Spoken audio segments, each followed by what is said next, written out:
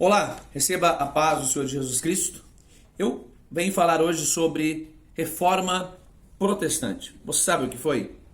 Será que foi apenas um evento religioso? Bom, vamos entender algumas coisas. Seja bem-vindo aqui no canal Pastor Júlio Souza, o meu canal, onde nós compartilhamos a palavra de Deus, conteúdos edificantes para a tua vida.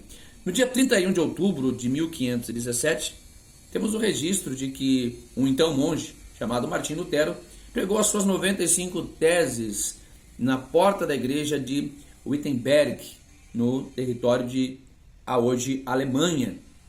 O que teria motivado o Martinho Lutero a fazer isso seria um descontentamento com os rumos que a igreja vinha tomando. Já não havia mais aquela pureza de séculos atrás. Desde que houve o sincretismo religioso deflagrado no período do então imperador Constantino, a igreja nunca mais foi a mesma. A aceitação de diversas crenças e práticas, costumes que vinham de todas as outras religiões, isso tudo acabou maculando a igreja. Parecia, para alguns, o triunfo do cristianismo. Os milenistas acreditavam que era o início do reinado milenar de Cristo. Mas, na realidade, aquilo que havia dado forma, ou tomado forma em Atos 2, estava em processo de deformação. Tal fato produziu resultados catastróficos para a genuína fé cristã. Todos queriam ser membros da igreja e todos eram aceitos, tanto os convertidos como os ímpios. Homens mundanos e ambiciosos desejavam cargos na igreja a fim de obterem influência social e política.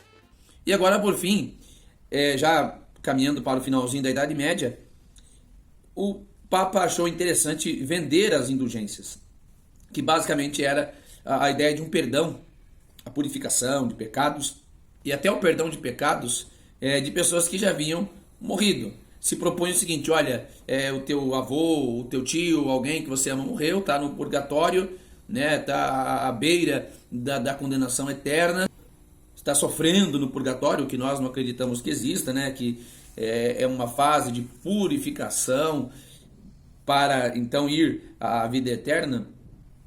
Olha, você pode pagar aqui uma quantia e o seu ente querido vai ser absolvido. Mais fácil do que você fazer qualquer outra coisa para tentar ajudá-lo. E as pessoas faziam isso, né? As heresias foram combatidas, o que vem então a possibilitar o surgimento do que hoje nós conhecemos, a ortodoxia cristã. No entanto, algo aconteceu e mudou para sempre a ética, a teologia da Igreja Apostólica. Martinho Lutero era também um professor de teologia. E a ideia de pregar as teses na porta da igreja não era necessariamente um protesto, não. Segundo alguns estudiosos, essa era uma prática comum dos acadêmicos para chamar a atenção a uma reflexão. Ele, enquanto professor, pregaria as teses ali para os seus alunos pensarem naquelas questões. Porém, os alunos pegaram aquelas teses, traduziram e começaram a divulgar tudo aquilo. Isso tomou uma notoriedade muito grande no Império e, por fim, Martinho Lutero foi chamado a se retratar daquilo tudo que ele havia dito e ele se recusou. A chama da reforma, ela começou a arder na Alemanha, encabeçado pelo monge Martinho Lutero, que era então um professor da Universidade de Wittenberg. E tudo começou quando Lutero teve que ir a Roma e lá ele viu de perto aquele sistema corrupto que fedia, aquele sistema terrível, mais do que cadáveres expostos em plena decomposição. Ele voltou escandalizado com o declínio moral dos líderes religiosos, que passava por crise espiritual profunda. Ele então temia que o Deus vivo não aceitasse tudo aquilo. E então ele se desdobrava em penitências religiosas, pensando assim, estar conseguindo méritos diante de Deus. Porém, aprofundando-se nos estudos da palavra de Deus, descobriu e entendeu a poderosa doutrina da justificação pela fé através da graça. Isto foi mais do que revolucionário para ele, pois encontrou paz e descanso para sua alma na cruz do nosso Senhor Jesus Cristo. Então começou a pregar a sua descoberta na cidade. Enfim, observa-se que o objetivo de Martinho Lutero não era necessariamente fragmentar a igreja, romper com a igreja. O que Martinho Lutero queria com a reforma não era nenhum tipo de revolução. Na verdade, seria mais um retorno. Ele desejava que a igreja retornasse ao lugar de onde nunca deveria ter saído, ao local que se perdeu devido à hibridação, entre aspas, ou pelo ecletismo, ou em palavras mais simples, mais conhecidas, o famoso sincretismo religioso. Era hora de voltar às origens. Martinho Lutero demonstra a braveza, a fé de alguém que defende a sua fé, de alguém que levou a sério o que está escrito na carta de Judas, capítulo único, verso 3, a lutar pela fé que uma vez foi dada.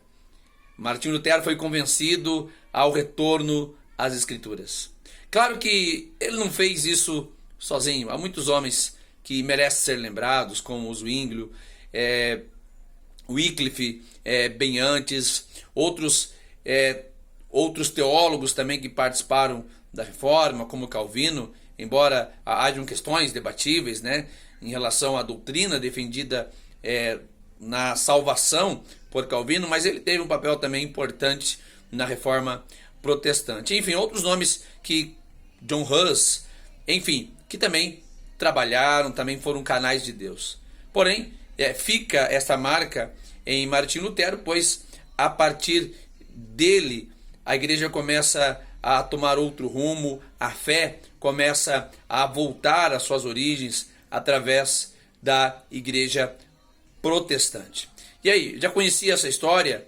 O que você pensa sobre a reforma? Deixe para nós aqui nos comentários, a sua participação é importante, queremos saber o que você pensa sobre esse importante episódio. Compartilhe esse vídeo para mais pessoas receber, deixe o gostei ou não gostei e até a próxima, que Deus abençoe.